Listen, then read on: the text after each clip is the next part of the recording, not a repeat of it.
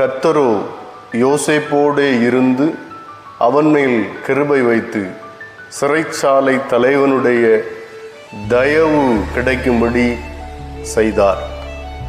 தயவு, ஒரு மனுஷனுக்கு தயவு கிடைக்க வேண்டும். எங்கே இருந்தாலும் ஒரு மனுஷனுக்கு தயவு உண்டாகும். உங்களுடைய வாழ்க்கையில் அநேகர் யோசேப்பு போல இருக்கிறீங்க.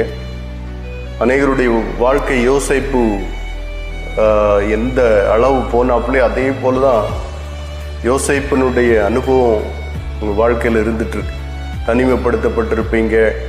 அநேக நேரத்தில் அநேக போராட்டங்களில் போயிருப்பீங்க. போராட்டம்னு மட்டும் சொல்கிறதுக்கு இல்லை, மைண்ட் அளவில் ப்ரெஷர், மைண்ட் அளவில் டிப்ரெஷன், சமாதானம் இல்லை, சந்தோஷம் இல்லை, வியாதி ஒரு பக்கம், பிசாசின் தொந்தரவு ஒரு பக்கம், வறுமை ஒரு பக்கம், தரித்திரம் ஒரு பக்கம்.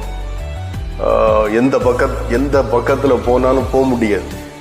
நடந்தாலும் போக முடியாது, ஓடினாலும் ஓட முடியாது, காரில் போனாலும் போக முடியாது. மன அழுத்தம் அநேக விதத்தில் உங்கள் வாழ்க்கையை சின்ன பின்னமாக்குறது. ஒரு பக்கத்தில் இருந்து பிசாசு மனிதனை பயன்படுத்தி கொண்டிருக்கிறான், மனிதனை சூறையாடி கொண்டிருக்கிறான்.